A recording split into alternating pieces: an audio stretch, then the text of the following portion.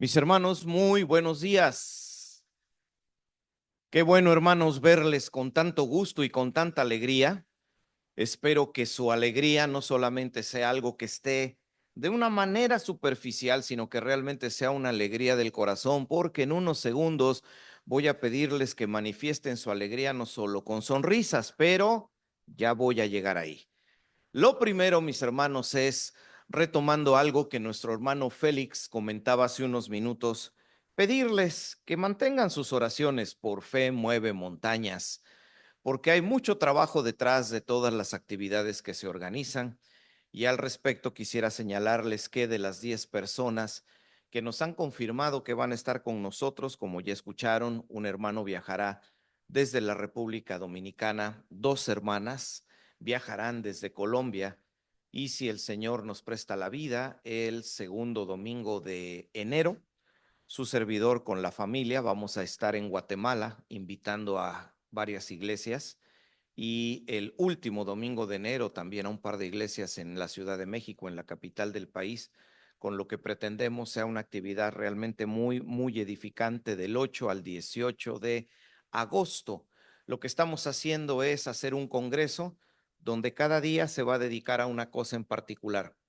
Un día va a ser para los niños, otro día va a ser para las damas, otro día va a ser para los matrimonios, otro día va a ser para los líderes.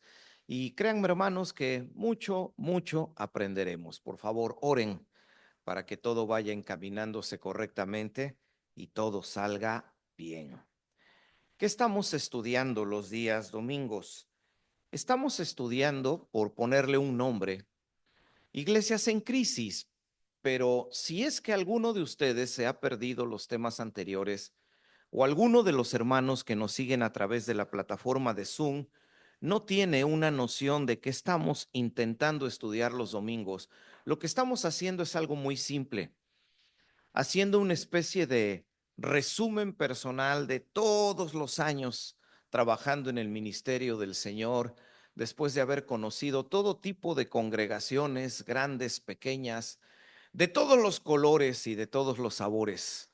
Al analizarlas, se descubre, y también esto se ve analizando muchas cosas que hay en la Biblia, cómo hay ciertos factores que provocan que las iglesias entren en crisis y que muchas veces esas crisis se vuelvan realmente serias, severas, peligrosas.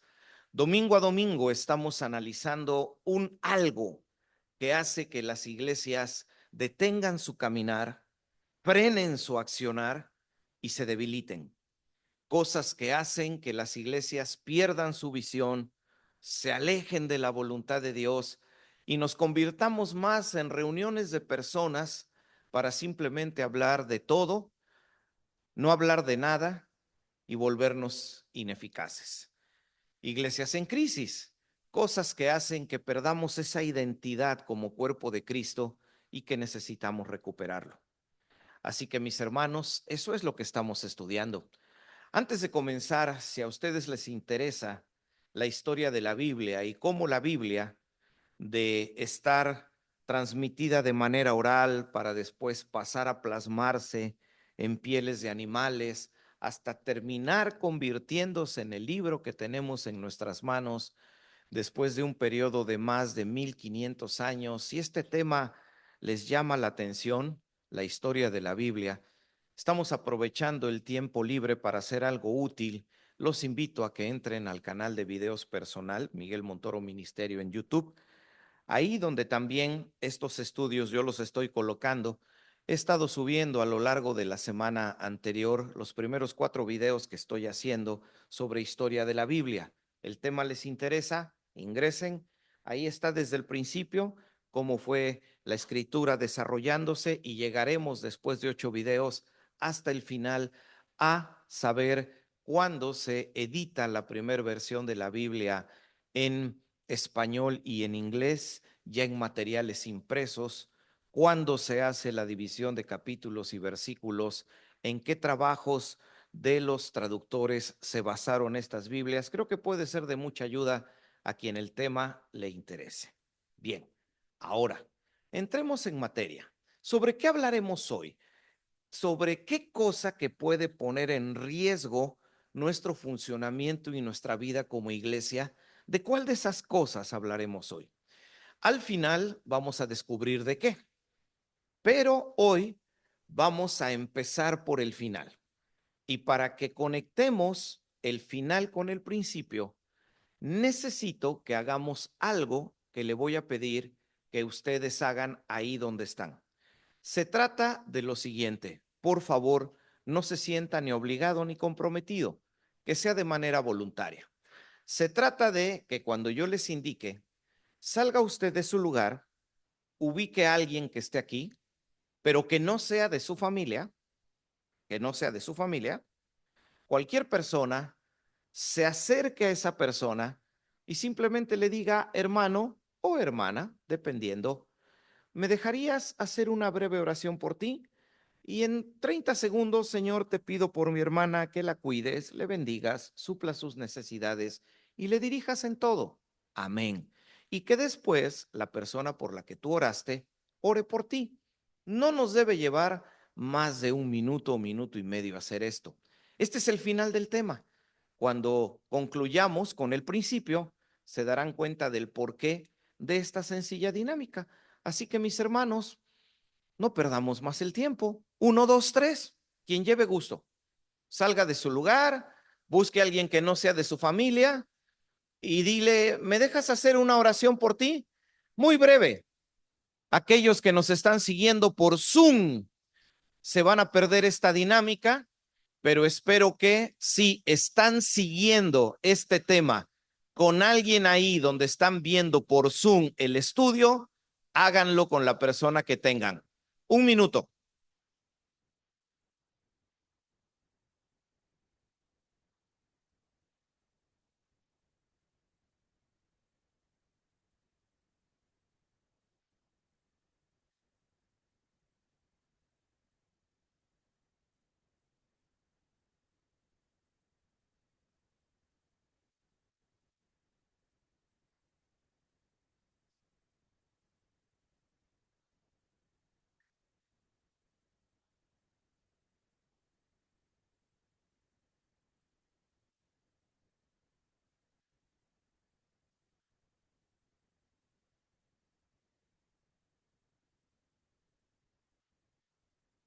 Gracias, hermanos. Muchas gracias. Ya solo damos unos segundos más para aquellos hermanos que aún todavía no finalizan este pequeño y sencillo ejercicio de oración, que van a terminar entendiendo el por qué lo hicimos cuando lleguemos al final de la exposición. Bien, avanzamos. Aquí no se mueve. Si me ayudan atrás entonces, si está encendido, este hermano Félix, porque siempre me regaña, es que no lo enciende, si está encendido. Iglesias en crisis. Sí, hay una cita de la Biblia en la parte de arriba, tranquilos, la vamos a usar más adelante y más adelante se las voy a poner en la pantalla. Es solo una referencia bíblica. Estamos estudiando, vuelvo a insistir, toda esta serie de cosas que yo he podido ver en muchas iglesias que siempre se repite el mismo patrón. Aquellas iglesias que están luchando por ser mejores, aquellas iglesias que están siendo devoradas por sus problemas, aquellas iglesias que han dejado de crecer y que han dejado de impactar la vida de quienes se reúnen en ellas, aquellas iglesias que han dejado de impactar el medio donde se encuentran, siempre encuentra uno en todas ellas factores comunes, cosas que siempre están presentes. Hoy vamos a ver una de ellas para que la erradiquemos de nosotros, la saquemos fuera de nuestra iglesia y así tengamos todos juntos una iglesia saludable, iglesias en crisis. Pero para poder entender de qué vamos a hablar y por qué hicimos este ejercicio de oración, vamos a ver 6 ejemplos de la Biblia, donde a través de 6 personajes encontraremos este factor y este aspecto que debemos de sacar de nuestras iglesias. Y nuestro primer personaje es Caín. La Biblia dice en Génesis 4:5, como están viendo en la pantalla, pero no miró con agrado a Caín y a la ofrenda suya, y se ensañó Caín en gran manera y decayó su semblante. Todos los cristianos conocemos el final de esta historia, que está representado en la imagen que observan a su derecha. Caín decide enfocar su desagrado en el sitio equivocado y en lugar de atacar la causa de su malestar, ataca a quien no era responsable de su malestar y toda esa ira la coloca sobre la vida de su hermano, a quien termina asesinando. Caín, como Abel, fueron convocados en el tiempo en el que estaban acostumbrados a entregarle algo a Dios, una ofrenda, que no es otra cosa más que la entrega de algo. Sí, Abel entregó lo que debía entregar y lo que quiso entregar. Caín entregó lo que debía entregar y lo que quiso entregar. Pero hubo algo diferente entre las dos ofrendas, algo que tal vez ni Abel, ni Caín, ni Adán, ni Eva, los padres de estos dos jóvenes, se dieron cuenta. Pero Dios sí se dio cuenta. Hubo algo en esas ofrendas, algo que marcó la diferencia. Hubo algo en la ofrenda de Caín que no estaba del todo bien. Y por eso esa ofrenda no fue aceptada por Dios. Y Dios claramente manifestó, aunque la Biblia no nos dice cómo, su desagrado, puesto que Caín se dio cuenta que había desagradado a Dios. Así que claramente Dios hizo saber lo que estaba mal. Y ese algo que Dios hizo saber no le agradó a Caín. Y ese algo tiene que ver con lo que hoy tenemos que aprender a sacar de nuestras vidas y a sacar de nuestras iglesias. Nuestro segundo personaje ahora es el famoso profeta Balaán. Es de Balaán. Segunda de Pedro 2:15 dice, han dejado el camino recto y se han extraviado siguiendo el camino de Balaán, hijo de Beor, el cual amó el premio de la maldad.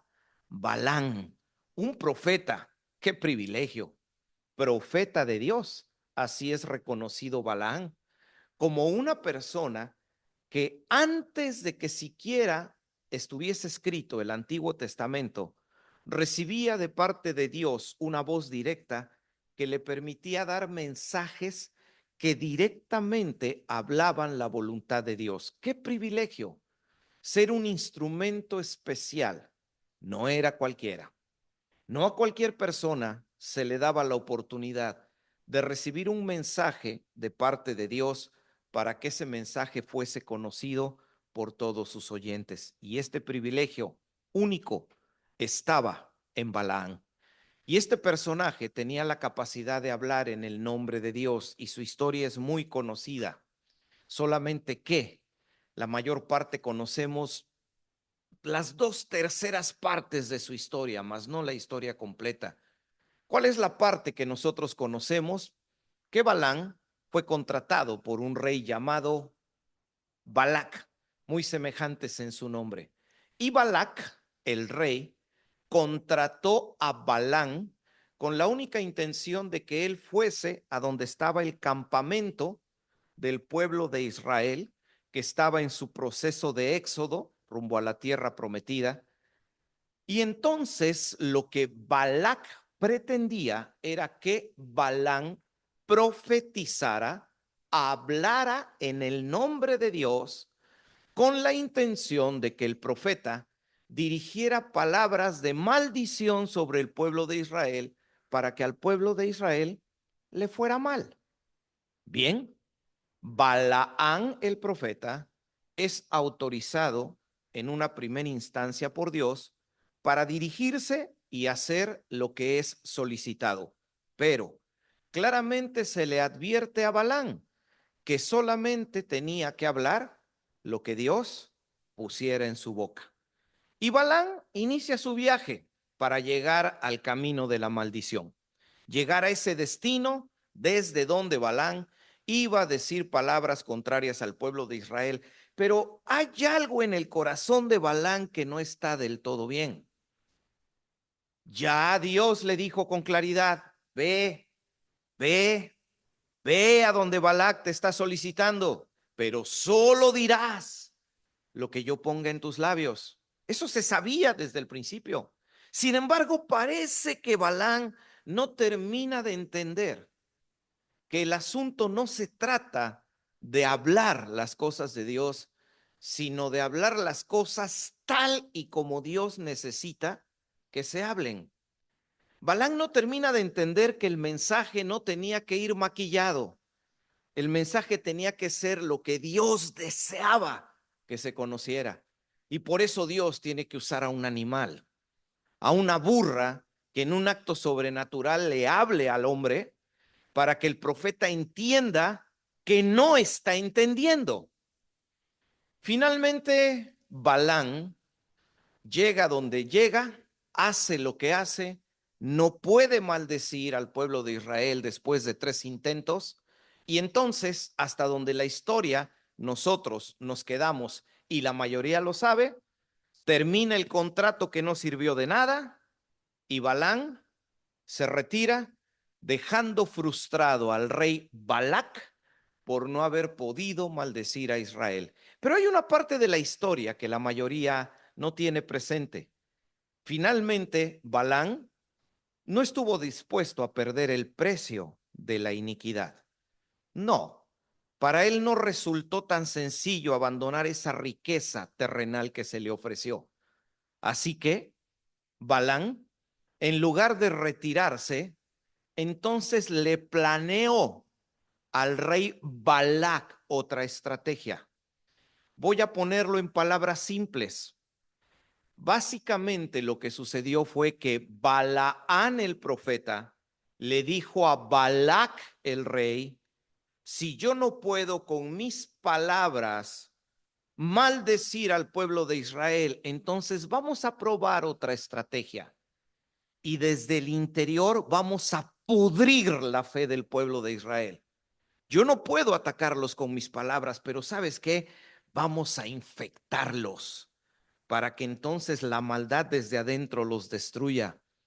Y Balaam, el profeta, le sugirió a Balac que tomara a mujeres de su pueblo y a esas mujeres intencionalmente las dirigiera para que empezaran a tener relaciones sexuales con el pueblo de Israel, y así el pueblo de Israel se corrompiera. Y el pueblo de Israel se corrompió. Más adelante, cuando el imperio de Balac es conquistado, la Biblia nos da la noticia de que Balaam es asesinado en la conquista, lo que significa que Balaam no regresó a su tierra, se quedó a vivir con Balac para seguir gozando del precio de la iniquidad. Lo mismo que no estuvo bien en la ofrenda de Caín, es lo mismo que no estuvo bien en el mensaje y en el trabajo de Balaam. Vamos con un tercer personaje. Nuestro tercer personaje no es uno en particular, es cualquiera de los reyes del reino de Judá. Primera de Reyes 15:14 dice lo siguiente: sin embargo, los lugares altos no se quitaron, con todo, el corazón de Asa fue perfecto para con Jehová toda su vida. En este caso, está hablando de Asa, pero si usted gusta, use al rey de Judá que usted quiera. Después de la caída del imperio de Salomón, Israel se parte en 2 reinos. El reino del norte fue un reino malo, sus reyes fueron perversos. El reino del sur fue un reino bueno, la mayor parte de sus reyes fueron buenos, uno de ellos fue Asa. Y todos esos reyes del reino del sur, que hoy se conoce con el nombre de reino de Judá, fueron reyes que trataron de obedecer a Dios y lucharon mucho contra un problema que parecía que estaba enraizado en la sangre de los israelitas: la idolatría. Todos ellos lucharon contra la idolatría, todos ellos. Asa fue uno de ellos. Sin embargo, no importa el rey que usted estudie, siempre esa cita se repite tristemente una y otra vez.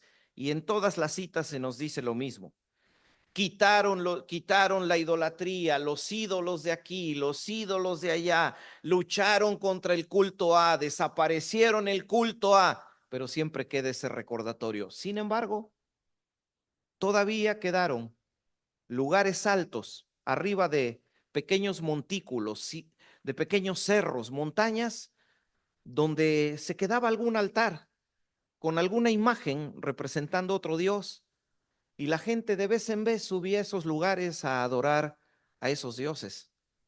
Así que la labor de estos reyes no fue una labor del todo perfecta. Hubo algo, faltó algo.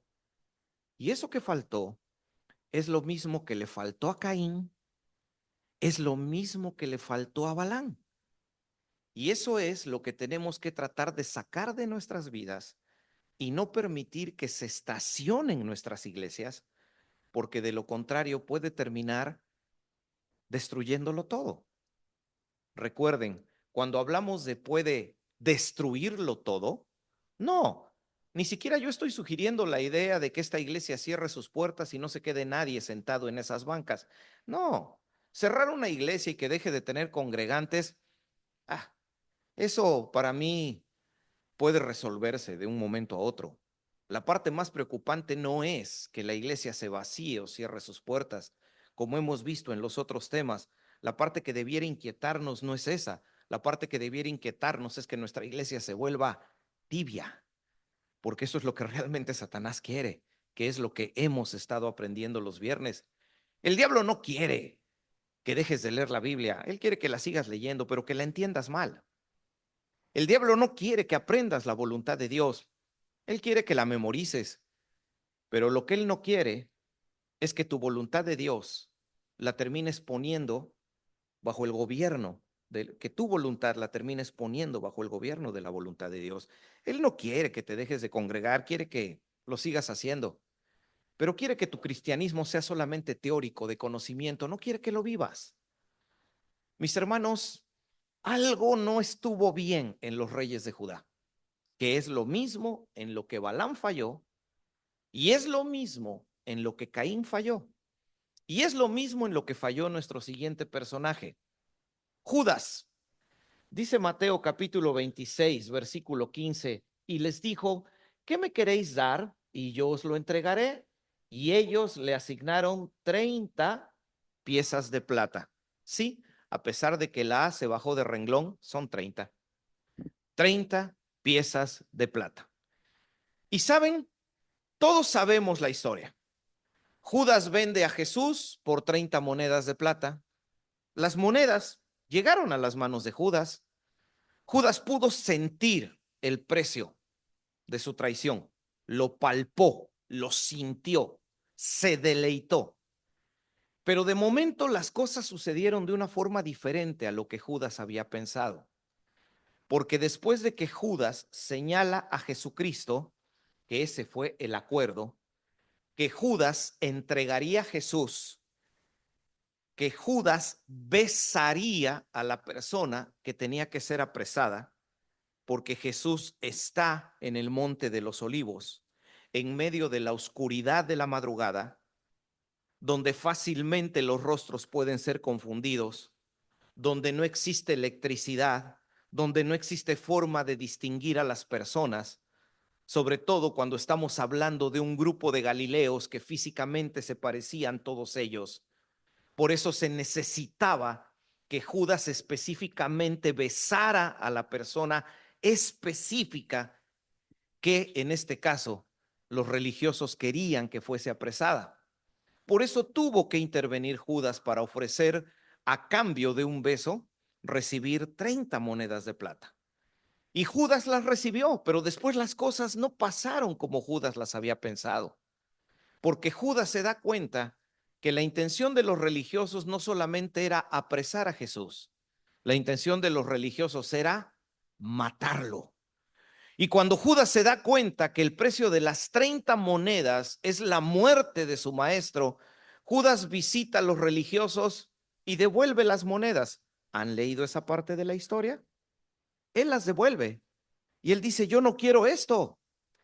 Tanto que incluso él las deja, sale de ese lugar, sabemos lo que termina sucediendo, se quita la vida y después esas monedas son utilizadas para comprar un campo que termina convertido en un cementerio. Hubo algo que Judas no terminó de entender.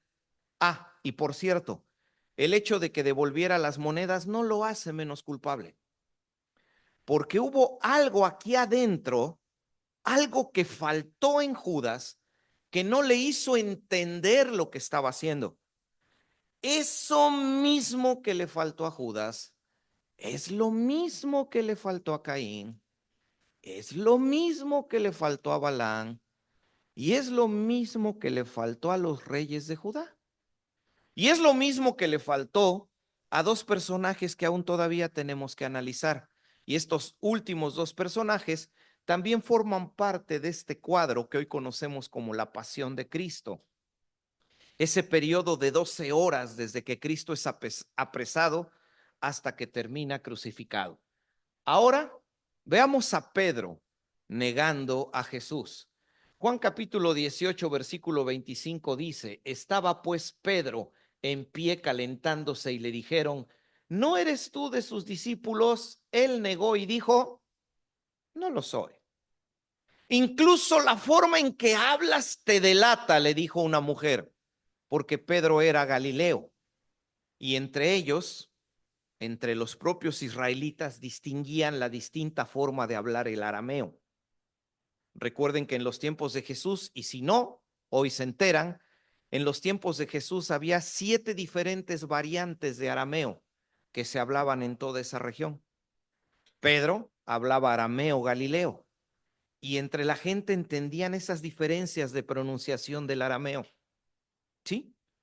Por eso la gente le dice, aún tu hablar te está delatando, tú eres parte de los galileos. No, yo no soy, les juro que yo no soy. Pedro amaba a Jesús. Es más, después de que Jesús es apresado, Pedro va siguiendo esa procesión de juicio donde Jesús va para ser enjuiciado. Pedro es tal vez el único de todos los apóstoles que a la distancia va siguiendo a Jesús, porque Pedro ama a Jesús, no está dispuesto a dejarlo, él quiere estar ahí, él se lo dijo, yo estoy dispuesto a ir a la muerte, Señor, por ti. Y Pedro se lo quiere demostrar. Claro, cuando ya vio la muerte enfrente, algo adentro cambió en su cabeza. Pero Pedro está tratando de mantener su palabra. No podemos juzgar a Pedro y decir que Pedro no amaba a Jesús. Si está ahí es porque amaba a Jesús. Pero algo le faltó en ese amor. Algo. Hubo una pieza del todo. Hay una pieza que le está faltando a Pedro y que esa pieza que le faltó hoy a nosotros nos deja una lección. ¿Cuál es esa lección? Que todos aquellos que buscan seguir a Jesús de lejos, más tarde o más temprano lo terminan negando. Ojalá y no olvidemos esa lección. Y si esta es una parte donde usted dijo, wow, esa última palabra y esas últimas frases me sonaron muy buenas, perfecto, se las repito para que no las olvide. Pedro nos enseña la triste moraleja de que cualquiera que le gusta seguir de lejos a Jesús, más tarde o más temprano, lo va a terminar negando. Y ahí tenemos a un Pedro que ama a Jesús, quiere estar con Jesús, pero hay algo que le falta. Y ese algo que le faltó a Pedro provocó que lo terminara negando. Eso que le faltó a Pedro tiene que ver con algo que había en el corazón de Caín, tiene que ver con algo que había en el corazón de Balán, tiene que ver con algo que había en el corazón de los reyes de Judá y que también había en el corazón de Judas. Así que Pedro, Judas, Caín, Balán, los reyes del reino del sur, no son muy diferentes. Tienen algo adentro, tienen algo que puede destruirlo todo. Nos falta un personaje. ¿Y qué decir de Poncio Pilato? Bueno, Aquí les dejé la cita y no se las actualicé de Poncio Pilato, pero finalmente conocemos lo que pasa con Poncio Pilato, que estando en el pretorio y teniendo a la gente que le está pidiendo que entregue a Jesús, Poncio Pilato interactúa con Jesús varias veces, incluso tiene con él una charla muy profunda donde le pregunta qué es la verdad. Jesús no le contesta y mientras él está tratando de librar a Jesús, incluso su esposa le manda un mensaje a Pilato diciéndole, no te mezcles con ese justo, no tengas nada que ver con ese hombre, porque fui atormentada en sueños. Y Pilato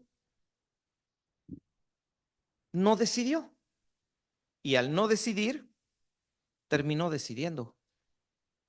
Y ahí está Pilato, sabiendo que está frente a un hombre justo. Pilato tiene el poder para liberar a Jesús. Él mismo se lo dijo. ¿Acaso no sabes que yo tengo el poder para liberarte? La respuesta de Jesús fue más profunda que las palabras de Pilato. Ningún poder tendría sobre mí si no te fuese dado desde arriba. Pilato tenía el poder para liberar a Jesús. Tenía el poder. Pero Pilato llegó a un punto en que tuvo que decidir entre ejercer su poder y liberarlo o no liberarlo. ¿Y qué fue lo que terminó inclinando la balanza en un sentido? Que Pilato pensó que si él liberaba a Jesús, probablemente eso iba a generar que las quejas de los judíos a través de cartas y mensajeros llegaran hasta el emperador y eso le fuera a costar a él su gobierno. Así que algo faltó en el corazón de Pilato que le hizo decidir mal y decidir a favor de lo incorrecto. Algo había en el corazón de Caín que lo hizo decidir irse al lado incorrecto de la historia. Algo había en el corazón de Balán que lo hizo terminar decidiendo irse al lado equivocado de la historia. Y eso mismo estaba en el corazón de los reyes de Judá. Eso mismo estuvo en el corazón de Judas, estuvo en el corazón de Pedro y también en el corazón de Pilato. ¿Qué es ese algo que tenemos que evitar? ¿Qué es? ¿Qué es ese algo? Ese algo que pareciera que no es tan preocupante, pareciera que no es tan destructivo, pareciera que es algo de lo que no debemos estar preocupados o poner atención. Y sin embargo es terrible, sumamente terrible. Ese algo lo encontramos en la cita que les puse al inicio y que ahora sí se las pongo aquí de manera completa. Maldito el que hiciere indolentemente la obra de Jehová. Y maldito el que detuviere la sangre de su espada. Indolencia. Eso fue lo que había en el corazón de Caín. Indolencia. Eso es lo mismo que estuvo en el corazón de Balán, en el corazón de los reyes de Judá. La indolencia dormía en el corazón de Judas. La indolencia estaba dentro del corazón de Pedro. La indolencia convivía con las motivaciones, los pensamientos y las ambiciones de Pilato. Indolencia.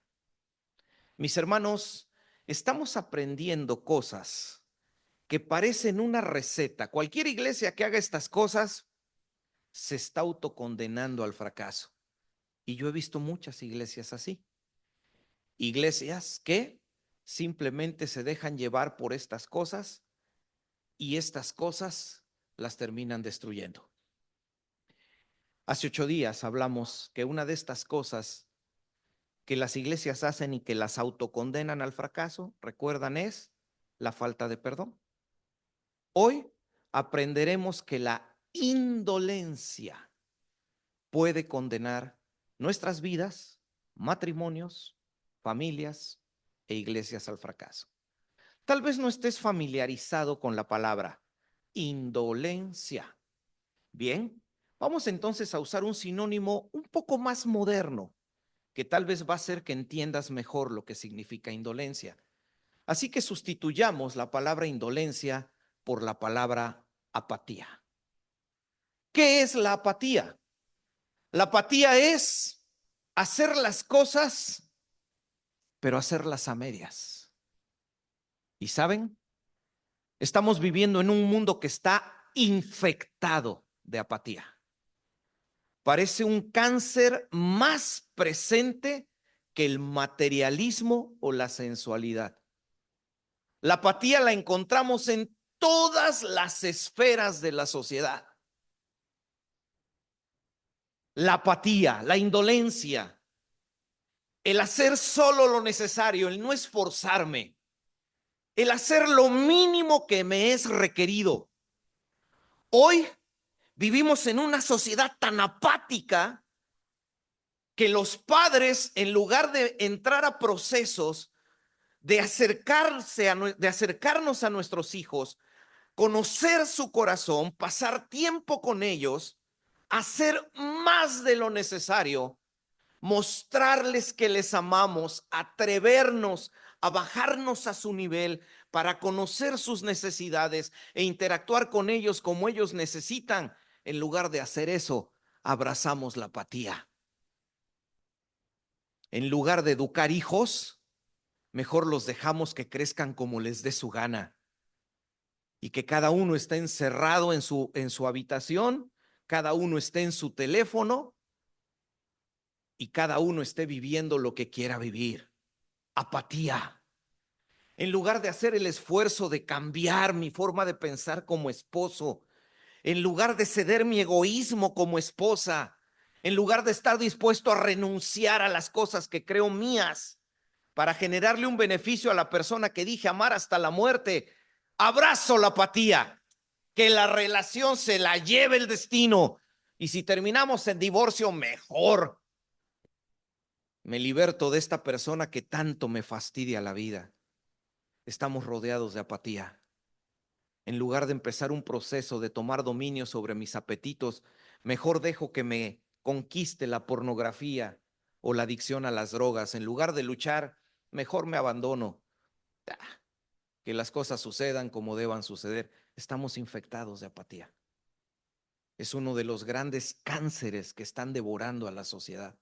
No solo a este país, a cualquier país. Estamos totalmente abandonados a la apatía. Y en lugar de convertirnos en buenos ciudadanos para tratar de transformar la sociedad, dejamos que vengan políticos que nos mienten descaradamente en nuestras narices y por apatía volvemos a confiar en ellos para no esforzarnos, que ellos resuelvan las cosas. Yo no resuelvo nada, no es mi papel, no es mi función. Mis hermanos, la apatía puede lograr que una iglesia desaparezca. Ahora, entendamos ya un poco más la apatía en nuestro contexto cristiano. De la palabra indolencia, para entender mejor la idea, usamos la palabra apatía. Ahora de la palabra apatía, pasemos a otra idea aún todavía más fácil para ya enfocarla a nuestro contexto cristiano. ¿Cuál sería esa idea? Hacer lo mínimo necesario. ¿Cómo vives tu cristianismo? Hay dos maneras de vivir tu cristianismo: con apatía o sin apatía. Haciendo solo lo mínimo necesario o haciendo más de lo necesario. ¿Qué es lo contrario a la apatía? Si la apatía es hacer lo mínimo, entonces, ¿qué es lo contrario? Lo contrario es hacer más de lo mínimo. ¿Qué es lo contrario? En la Biblia, lo contrario es la palabra diligencia. Segunda de Timoteo capítulo 2 versículo 15 dice: procura con diligencia. Diligencia es hacer más de lo necesario. El apóstol Pablo le dice a Timoteo: no te quedes en ese nivel, Timoteo. Siempre esfuérzate cada día por ser mejor. No te quedes ahí donde estás. Haz más de lo necesario. Estás enseñando la Biblia. Aprende a enseñarla mejor. Procura con diligencia. No te quedes solamente en el mismo nivel donde estás. Siempre busca estar en el más alto nivel posible. Preséntate ante Dios como un obrero al cual no se le puede reprochar nada. ¿Cómo viven su cristianismo? ¿Con apatía o con diligencia? Vamos a plantearnos las siguientes preguntas. ¿Cómo poder saber si mi cristianismo es un cristianismo apático o cómo saber si mi cristianismo es un cristianismo diligente? Las definiciones ya las tenemos, así que el autoanálisis no es tan complicado. Apatía, hacer lo mínimo necesario. Diligencia, hacer más de lo necesario. Perfecto. Mis hermanos, hoy están aquí todos reunidos, todos los que nos estamos viendo y los que están por Zoom también. Qué bueno que estemos aquí. Qué bendición. Pero ¿por qué no los veo el miércoles? Yo se los pregunto sinceramente. ¿Por qué no los veo el viernes?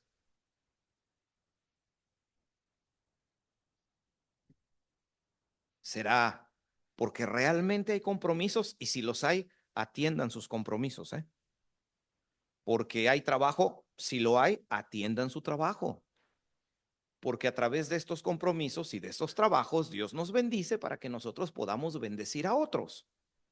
Pero si no hay un compromiso o no hay un trabajo, ¿por qué no te veo el miércoles? ¿Por qué no te veo el viernes? ¿Por qué? ¿Por qué solo hacer lo mínimo necesario? ¿Por qué?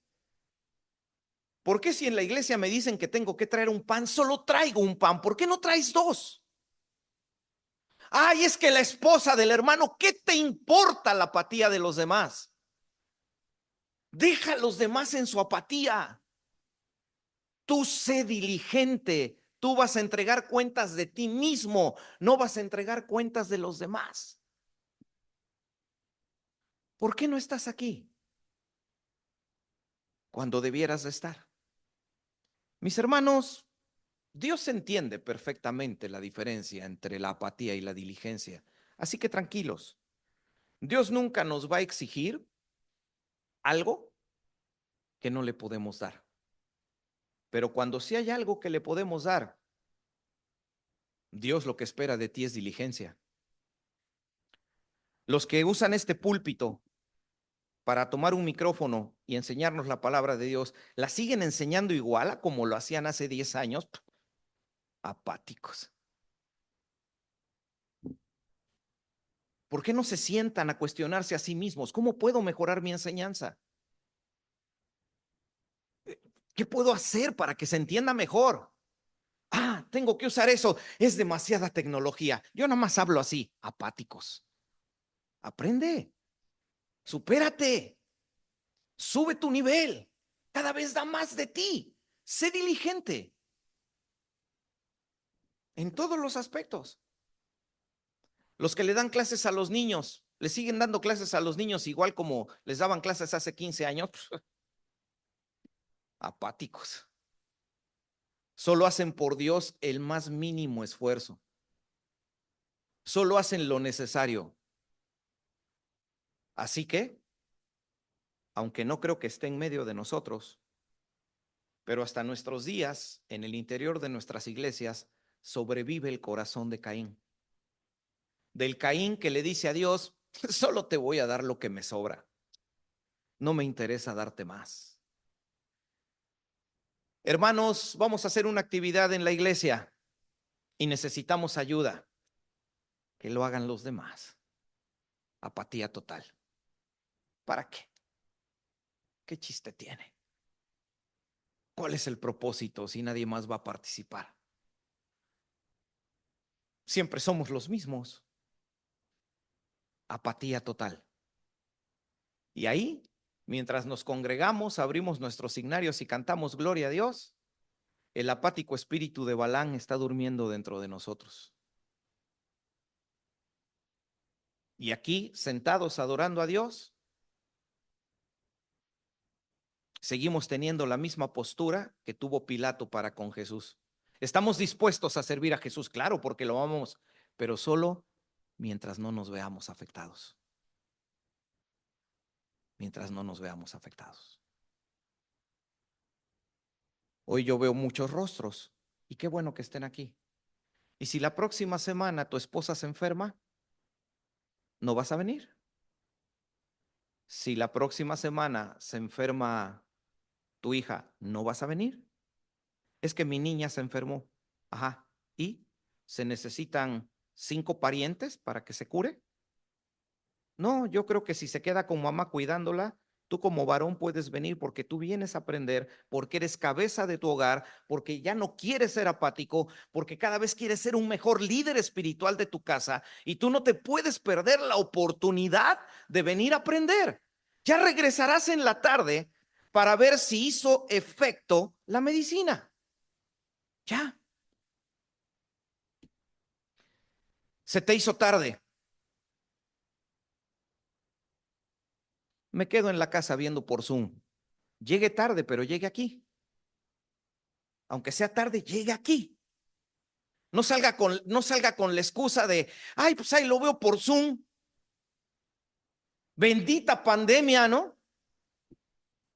Que a todos nos llenó de apatía. No, mis hermanos, la culpa no fue de la pandemia. La pandemia solamente encendió lo que teníamos ardiendo adentro desde hace siglos. El espíritu de Judas allá adentro. El mismo sentir de Pedro. El mismo sentir de los reyes de Israel. Ay, ya quité 20 altares, ahí quedaron 3. Que se queden esos 3. Apatía, apatía. Lo contrario de la apatía es la diligencia. ¿Cómo vives tu cristianismo? ¿Con apatía o con diligencia? ¿Cómo darnos cuenta? Bien simple. Apatía es dar lo mínimo necesario. Diligencia es dar más de lo necesario. Y saben, dar más de lo necesario, a menos que ustedes y yo estemos de acuerdo, estemos en desacuerdo, pero no lo creo. Una buena forma de medir si nosotros estamos siendo apáticos en lugar de ser diligentes es entender que cuando doy un poco más de lo necesario, no sé si estén de acuerdo conmigo, pero duele, duele. ¿Quiere usted verlo físicamente? Perfecto. Usted tiene alguna molestia en su cuerpo y le dice a la persona, usted tiene que hacer este ejercicio 20 veces y haces el ejercicio 20 veces. Pero haz más de lo necesario, hazlo 30. El músculo te recordó que hiciste más de lo necesario. Pero no te quedes con la idea solo de los músculos. ¿Cuánto das de ofrenda? No, no es para que lo digas públicamente, porque cada quien da como propone en su corazón. Pero esa cantidad que hace unos minutos la tomamos y la depositamos, ¿qué pasaría si yo te dijera, duplícala, la cantidad que sea? Duplícala. ¿Te costaría trabajo? ¿Te dolería? Ah, ahí está la diferencia entre indolencia y diligencia. La diligencia cuesta trabajo. Diligencia es dar, pero dar y que duela, que cueste trabajo. Saliste de trabajar a las 12 de la noche, llegaste a tu casa a la 1, en lo que te metiste a bañar te dieron las 2, y por el ruido de la familia despertándose 8 de la mañana, ¿ya estás tú despierto? No, ¿para qué voy a la iglesia así cansado si me voy a estar durmiendo? El espíritu de Pilato, mejor me quedo descansando, mejor venga a la iglesia. Pero es que me voy a estar durmiendo. Aquí saliendo a mano derecha hay algo que se llama baño y hay unas cosas allá adentro que se llaman llaves que si tú las abres, ya ni las abres, nada más le haces así y el sensor te saca agua fría. Le echas agua fría a tu carita y se te va el sueño y puedes volver a sentarte acá. Ya, no pasa nada. E hiciste algo más de lo necesario. Hiciste algo más. Te atreviste a dar un paso adelante. En lugar de dar 5, te atreviste a dar 6. En lugar de dar 10, te decidiste a dar 11. En lugar de dar 1, te atreviste a dar 2. Mis hermanos, la apatía es algo tan sutil que parece que no está en nuestros corazones, pero está. Vean el reloj, yo lo tengo acá, 11:48. En teoría, según el orden que tenemos en la iglesia, cuando ese reloj marque las 12:00, yo debo estar concluyendo. ¿Qué pasaría si en un ejercicio para poner a prueba tu diligencia, qué pasaría si yo intencionalmente siguiera hablando hasta 12:15 para poner a prueba tu diligencia? ¿Cuántos de ustedes comenzarían incómodamente a moverse? ¿O cuántos de plano se levantarían y se irían? ¿Por qué? Porque ya se terminó lo que yo le doy a Dios. Y si Dios me pide dar de más, no, Dios, no tengo más para ti. Mis hermanos, ¿por qué no cambiar nuestra mentalidad indolente por una mentalidad diligente? Se puede hacer. ¿Cómo? Sencillo. Yo les sugiero 2 pasos y con eso tiene que ver lo que hicimos, el ejercicio de oración al principio. Estos 2 pasos. Primero, reconocimiento. Reconócete como un indolente. Hay que reconocer que somos indolentes, pero eso es personal. Ese no es trabajo del predicador, es trabajo del Espíritu Santo que usa las palabras del predicador. Así que este es el punto donde yo continúo hablando mientras yo tengo fe que la voz del Espíritu Santo que está en tu interior, mientras yo hablo, está aquí adentro sacudiéndote todo. Espero que lo esté haciendo. Piensa, ¿eres indolente? ¿Eres indolente? Tal vez no eres malintencionado, eres un buen cristiano, pero tal vez creciste en un hogar a donde viste padres indolentes que con cualquier pretexto dejaban de venir a la iglesia. Sí, no eres una mala persona, tal vez tienes un modelo de apatía en tu casa y usualmente padres apáticos engendran hijos apáticos. Tienes que reconocerte como alguien indolente. Deja que la voz de Dios hable a tu corazón y que Dios te esté preguntando en este momento, ¿me estás dando lo que yo necesito que me des? ¿O solo me estás dando lo que te sobra? Porque eso es lo que el Señor te está preguntando. ¿Me estás dando lo que yo necesito? ¿O me estás dando lo que te sobra? ¿Saben por qué estamos nosotros sentados aquí? ¿Saben por qué estamos en bancas cómodas, con buenas ropas, con sistemas de audio, de video y de iluminación que nos permiten en las mejores condiciones posibles aprender de la palabra de Dios? ¿Saben por qué está pasando esto?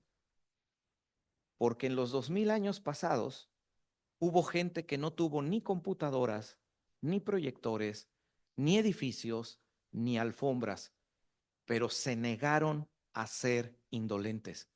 Y muchos de ellos fueron cortados literalmente en pedazos, simplemente para demostrarle a Dios que estaban dispuestos a darle a Dios algo más, algo más. Y el resultado de esa diligencia somos nosotros. ¿Cuál será el resultado de nuestra diligencia? Reconócete como un indolente, si es que lo eres. ¿Los que son maestros siguen enseñando igual? ¿Cuándo fue la última vez que probaron otra estrategia? ¿Siempre pasa lo mismo? Los que tenemos el hábito santo y sagrado maravilloso de venir a adorar al Señor todos los domingos, el primer día de la semana, y que te levantas a pedir el himno 437, Dios santo, llevas 10 años haciendo eso. Deja de ser apático, levántate y ahora ora. Haz algo diferente. Y luego el colmo de la indolencia es que siempre piden el 508. Hay como 630 cantos y solo piden el 508. Cámbiale por una vez en tu vida y pide el 304. Pues es que no me lo sé. Bueno, pues entonces pasa y lee la letra aunque sea, si es que no te lo sabes cantar.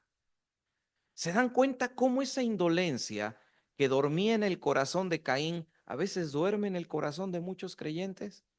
Solo nos esforzamos lo necesario, lo mínimo. Y Satanás es tan astuto que nos convence de que nuestra indolencia es diligencia. ¿A qué inteligente es el diablo? que nos hace creer que darle a Dios lo que nos sobra es darle todo. No, así no funcionan las cosas con Dios. Segunda forma en que podemos pasar de la indolencia a la diligencia, que es esta, inclusión. Incluye a alguien en tus procesos de vida. Hace unos minutos, cuando les pedí que se levantaran y que oraran por alguien, ¿saben qué hicieron? Incluyeron a alguien en su vida. Lo incluyeron. Lo incluyeron en su proceso de oración. Fue breve, pero lo incluyeron. Esta semana incluyan a alguien en su proceso de oración. Los que son hijos y aún todavía viven con sus padres, incluyan a sus padres en sus procesos. Esta semana, ¿qué les parece si esta semana ustedes lavan los platos sucios de la casa? Hermano, lava los platos sucios de tu casa. Si ya tienes fuerza suficiente para sostener un teléfono por 2 horas y media, tienes ya la fuerza para pasar un vacuum en tu casa. Incluye a tus padres en tus procesos de vida. Inclúyelos. Incluye a alguien. Incluye a tu esposa en tu proceso de vida. Platícale algo, algo diferente. No le platiques lo mismo de siempre. No le platiques lo mismo de siempre. Hacer algo distinto, algo que no habíamos hecho. Incluye a tus hijos en tu tiempo. Demuéstrale a tus hijos que tienes tiempo para ellos. Que no se queden con la idea que la última vez que tuviste tiempo para ellos fueron 9 meses antes de que nacieran. Demuéstrales que tienes tiempo para ellos. Pasa tiempo con ellos esta semana. Siéntate a ver una película, un documental, una serie. ¿Qué es lo que les gusta? ¿Qué no les gusta? Sí, ya te aburrió ver coreanos brincando de un lado a otro. Ten paciencia. Involúcralos en tus procesos. Aprende a mirar el mundo como ellos lo están viendo, para que después puedas influenciarlos de tal forma que ellos entiendan lo que les quieres decir. Mis hermanos, ¿cómo está nuestro cristianismo? ¿Diligente o indolente? Es bien fácil evaluarlo. Si lo que haces por Dios te cuesta trabajo, estás viviendo en indolencia. Si cada vez que vas a hacer algo por Dios sufres, si cada vez que vas a hacer algo por Dios te quejas, si cada vez que vas a hacer algo por Dios encuentras pretextos, bienvenido al mundo de la indolencia. Pasarás esta vida sin dejar ningún fruto positivo. Y detrás de ti no quedará ninguna generación de la que se pueda espiritualmente aprovechar algo. Pero si hoy nos atrevemos a dar una cosa más de la que usualmente damos, bienvenidos al maravilloso mundo de la diligencia, donde todos los días nos estamos esforzando por hacer algo mejor. Y créanme, Dios suele poner su mirada de misericordia y su mirada de bendiciones no en los indolentes, suele mirar con misericordia a los diligentes. Y muchos de los que estamos aquí, tal vez ahí tenemos la respuesta del por qué nuestra vida no es como nosotros quisiéramos. ¿Cómo quieres que Dios te dé en abundancia si tú solamente le estás dando lo que te sobra? Dale a Dios en abundancia. Te responderá de la misma manera. En una breve oración vamos a concluir con la exposición, pidiendo que el Señor nos ayude a sacar de nuestro corazón cualquier posible indolencia. Ya, que se salga de aquí. Tenemos que atrevernos a hacer algo diferente, algo distinto, algo a lo que no estemos acostumbrados. Hay que enseñarle a nuestra mente a que se puede pensar de muchas formas y que tal vez lo que hemos pensado por 20 años dio buenos resultados.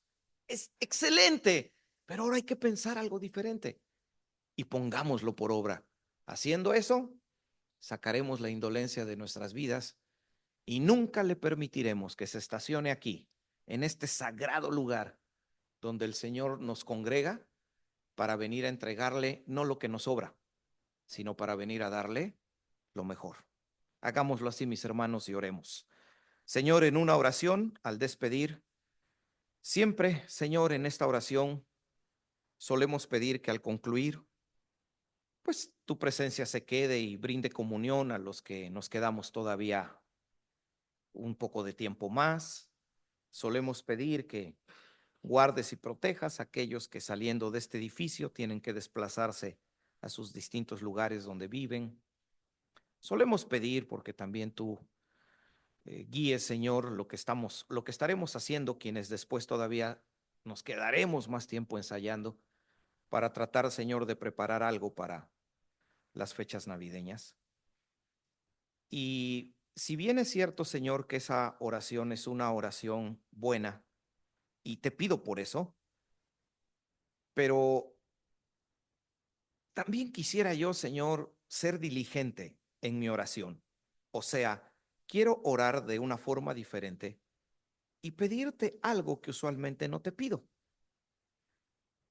Quiero orar distinto, porque a veces desde donde está uno sentado, oye uno a los hermanos orar y siempre oran usando las mismas palabras, siempre usan las mismas expresiones, siempre empiezan las oraciones igual y las terminan igual, con lo que demuestra que no hay diligencia, que simplemente a lo largo de la semana oran lo necesario, pero no se ve que la oración sea una práctica constante en nuestras vidas. Por eso, Señor, tratando de que la diligencia empiece, Señor, por esta oración, quiero pedirte que pongas en nuestro corazón el deseo de esta semana incluir a alguien en algo, a alguien. Así como hoy incluimos a alguien en nuestros procesos de oración, que lo sigamos haciendo o que nos atrevamos a hacer otra cosa. Por favor, Señor, saca de nuestro corazón la apatía. Por favor, Señor, que no vaya a suceder que ya te tengamos aburridos con este cristianismo a medias, donde solamente te damos lo que nos sobra, donde venimos, no sé, Señor, a fingir que te amamos y ciertamente te amamos, pero cuando tu amor es puesto a prueba, sin lugar a dudas nos vamos corriendo detrás de otras cosas en lugar de mantenernos donde debemos de estar. Por eso, Señor, pon en nuestros corazones diligencia y que cada uno de nosotros, de aquí a los días que vienen, encontremos dónde podemos esforzarnos un poco más, dónde podemos hacer algo más y que hagamos algo que nos duela, porque si no nos duele, no nos está costando trabajo. Y si no cuesta trabajo, no hay diligencia. Que lo pongamos por obra, Señor, y que los domingos que aún faltan sigamos aprendiendo esa serie de cosas, Señor, que hacen que nuestras iglesias dejen de ser lo que deben de ser. Pon diligencia en esta congregación, en esta iglesia que amamos tanto, para que haciendo lo que tengamos que hacer y haciendo más de lo necesario, tú nos brindes el regalo de ver familias, personas, matrimonios, hogares, jóvenes y niños, que los veamos bendecidos, que se sientan alegres en esta su iglesia, porque se den cuenta, Señor, que aquí hacemos más de lo necesario. Por esto oramos pidiendo, Señor, que lo pongas en nuestros corazones al despedirnos, dando gracias por lo que hoy hemos aprendido, orando en el nombre de Cristo Jesús. Amén. Mis hermanos, concluida la exposición, después de un pequeño tiempo de receso, tenemos el ensayo para la actividad navideña y del lado izquierdo de ustedes, allá junto, para quien guste, gánenle a los que van a ir corriendo por el pan y la mantequilla para que ustedes la tengan primero. Gracias, mis hermanos.